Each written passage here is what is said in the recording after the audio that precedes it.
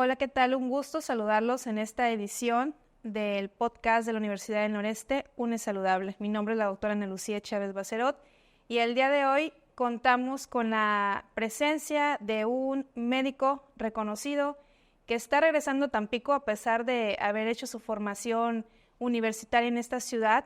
Se fue bastantes años, pero en el día de hoy regresa para poder brindar sus conocimientos para toda la población pediátrica. Hablo del doctor José Luis García Romero, quien es nefrólogo pediátrico y el día de hoy nos acompaña aquí. Gracias, José Luis. Muchas gracias, doctora Lucy.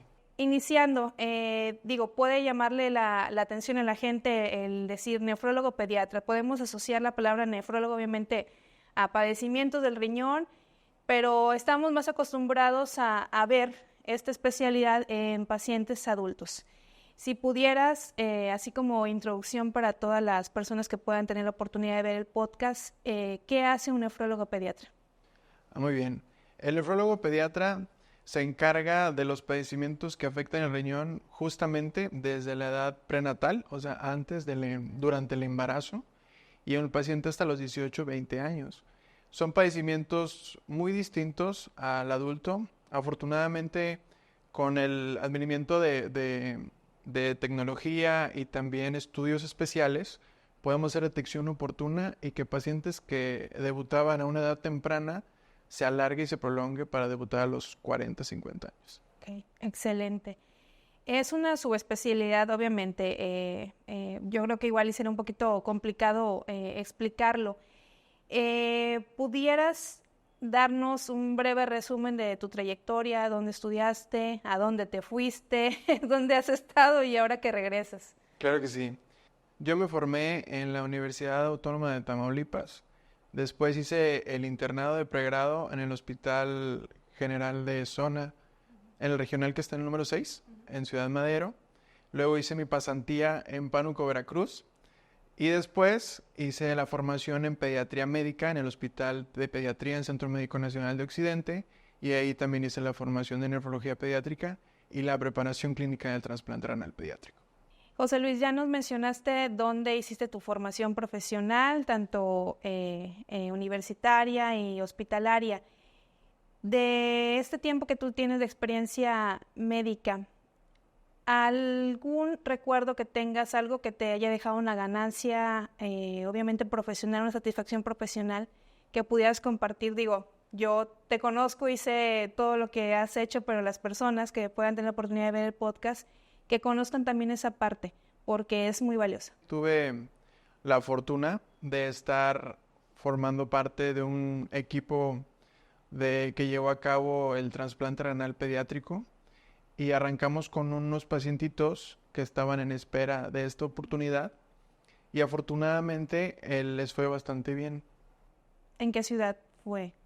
Estuve en Mérida. En Mérida. En Mérida, Yucatán. Porque el doctor ha estado por toda la República. Es tan valiosa su preparación que ha estado en varias ciudades. Digo, no es lo mismo que luego uno se quede también nada más en la ciudad y estés también brindando tus conocimientos en varios lugares. ¿Cuál sería o cómo la definirías tú la diferencia entre la nefrología pediátrica y la nefrología de un paciente adulto? Básicamente, en el paciente pediátrico, como te mencionaba, las malformaciones congénitas son la principal causa de enfermedad renal crónica en la edad pediátrica. Y en el adulto, a comparación o en la transición de una edad pediátrica a la edad adulta, son padecimientos crónicos. Esto es diabetes mellitus tipo 2 e hipertensión arterial sistémica. De tu experiencia, ¿cuáles son los padecimientos más frecuentes que tú puedes ver en tus pacientes pediátricos que llevan, en este caso, al niño a tener un padecimiento ya como tal renal? En el paciente pediátrico engloban varias entidades clínicas, pero si pudiéramos enlistados, en primer lugar están las malformaciones congénitas de vía urinaria y después las glomerulopatías, llámese primarias o secundarias, y los misceláneos. ¿Cuáles son los síntomas que uno como padre de familia puede detectar en el paciente, en los hijos, en el paciente pediátrico, que me pueden a mí hacer como mamá pensar que amerita que el nefrólogo pediatra lo vea. Hay que recordar, aprovecho ahorita la oportunidad para mencionar siempre que se presente algún síntoma o molestia en un paciente, hay que acudir a recibir atención médica, siempre buscando médicos especialistas certificados, que es muy importante. Entonces, algo que nos pudieras compartir que pueda las personas detectar y decir, no sé si mi hijo tiene este síntoma, que los haga pensar en llevar a que tú los consultes. Claro que sí. Yo les menciono a los papás cuando llegan a la consulta que poner énfasis o también poner atención en el crecimiento de sus niños. También de que tengan buenos hábitos para la habitación del baño, que no se aguanten las ganas de ir al baño y mucho más las características de la orina. Las características de la orina es la herramienta fundamental para nosotros detectar enfermedades que afectan el riñón de manera oportuna. Esto es, si los niños tienen orina con espuma, cambia la coloración, ya se torne un poco roja, anaranjada o algún tipo de alteración visible, yo les recomiendo que inmediatamente busquen la atención médica. Qué importante es lo que comentas.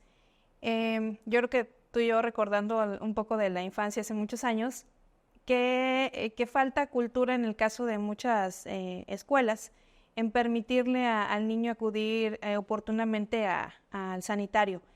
Qué importante es en este caso como padres de familia mencionarle a nuestros hijos, si tienes necesidad de acudir al baño, no estés aguantando estas ganas de poder ir al sanitario.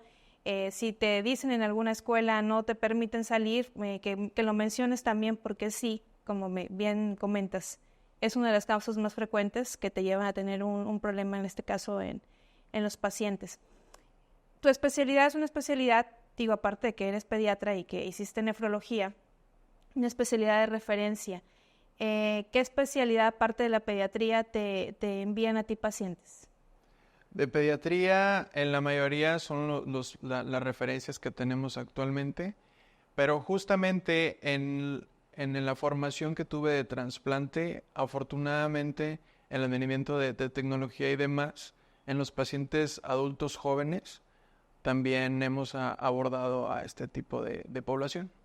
José Luis, ¿cómo es el abordaje de la enfermedad renal crónica en el paciente pediátrico?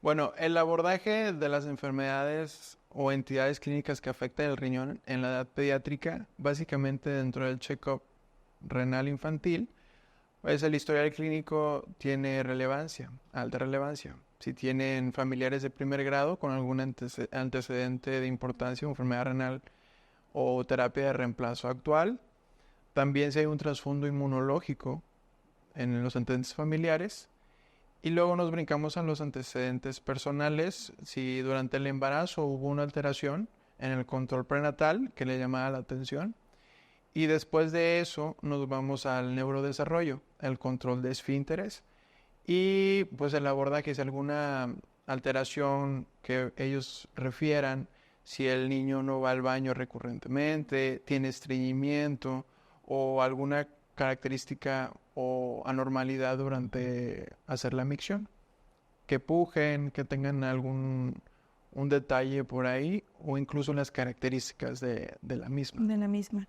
Todo eso es importante. En otras ediciones del podcast tuvimos la visita del doctor Eric Saucedo, de un hematólogo pediatra, y nos comentaba obviamente la importancia del realizar check-ups a ciertas edades. Ahorita que lo mencionaste, me hizo recordar, y es importante volverlo a mencionar, para saber que dentro también de todo el abordaje de prevención, porque la medicina no nada más es curar, la medicina sabemos que lleva un enfoque preventivo y es lo más importante y lo que debemos de darle mayor peso.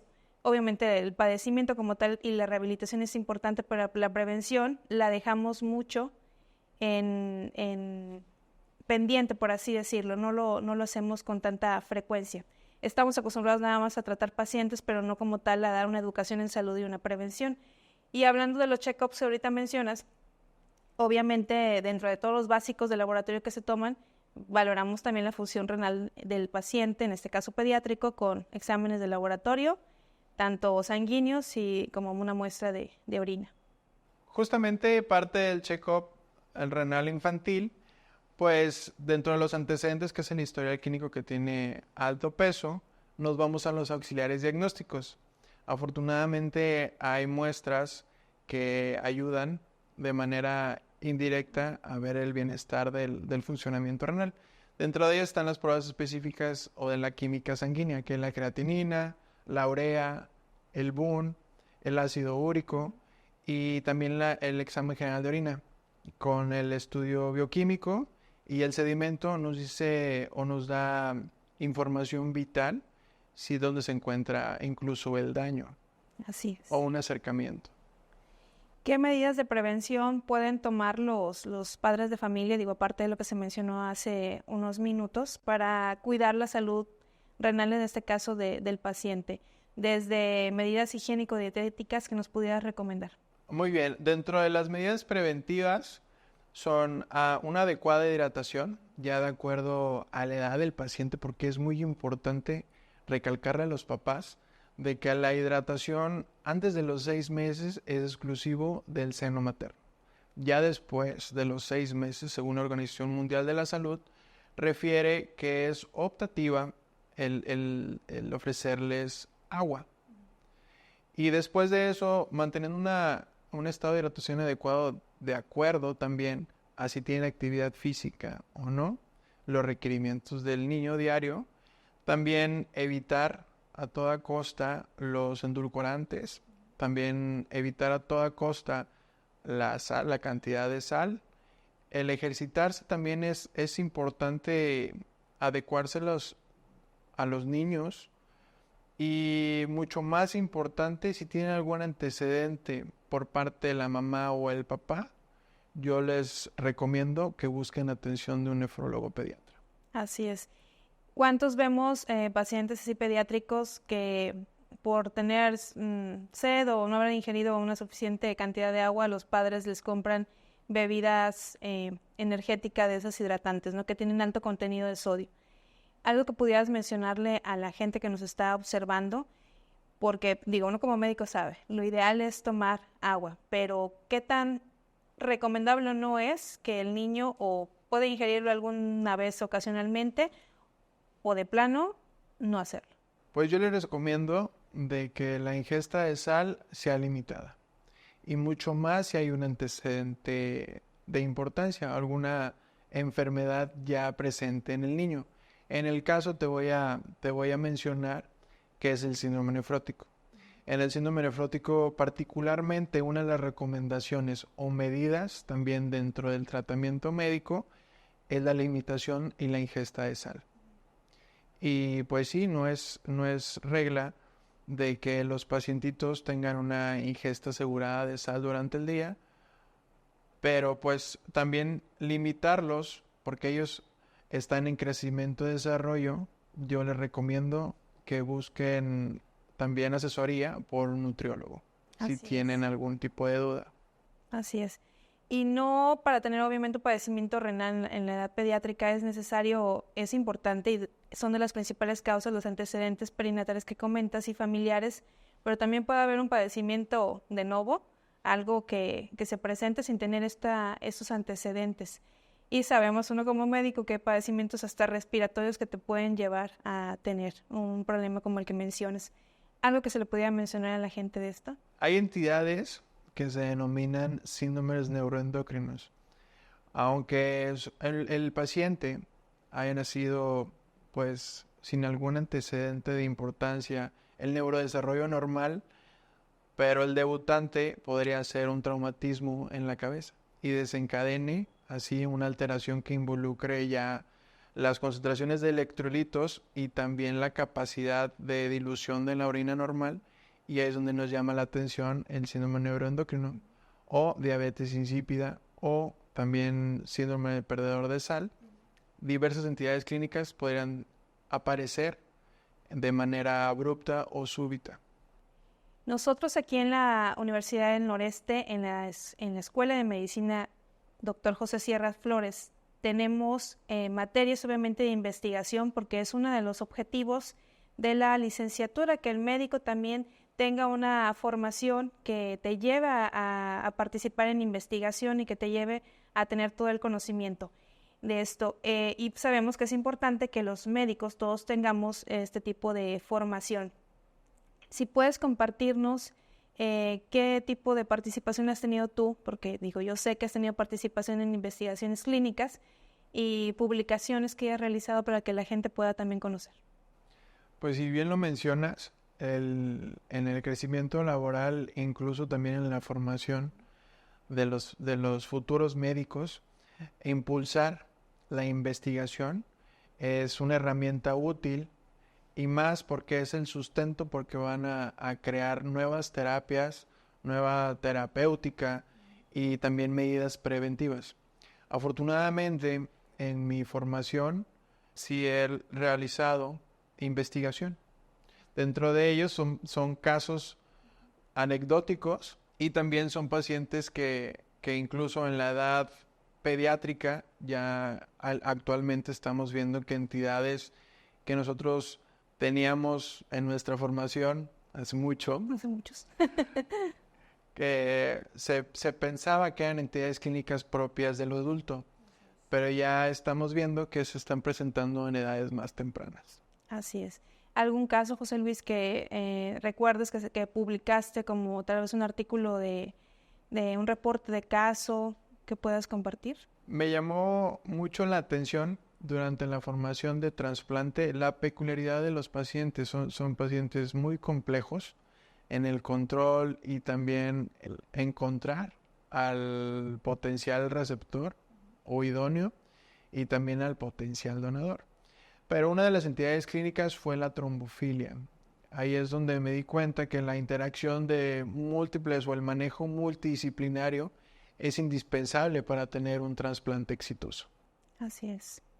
Y bueno, hay que mencionar, el doctor participó en el primer trasplante, si no me equivoco, ¿fue así? En un hospital en la ciudad de Mérida. ¿Es correcto? Así es. De un paciente, obviamente, en edad pediátrica. Bueno, José Luis, ya para concluir, agradecerte sobre todo de haber contado el día de hoy con tu presencia en este podcast que ahora quisimos grabar aquí en el CEDAM, en nuestro centro de simulación de la Universidad del Noreste, que como ves tenemos de todo para que los alumnos puedan tener todos los conocimientos y adquirir todas las habilidades y destrezas para poder atender en un futuro a un paciente, ahora sí, un paciente real. Me gustaría para concluir que si nos pudieras dar así un mensaje final para cerrar este podcast referente obviamente a salud renal en el paciente pediátrico. Gracias. Justamente primero quiero agradecerte a ti la oportunidad y en el centro, en el CEDAM, ya me di cuenta que las herramientas actuales pues van a impulsar a los nuevos médicos y pues mencionar nuevamente el hincapié sobre la salud renal en el paciente pediátrico, de que busquen la atención médica de manera oportuna cuando encuentren alguna alteración en las características de la orina, si tienen algún defecto durante el embarazo, para detectarlo de manera oportuna y evitar o lentecer la progresión a una enfermedad renal crónica. Gracias, José Luis. Gracias a todos por acompañarnos en una emisión más del podcast Une Saludable. Hasta la próxima.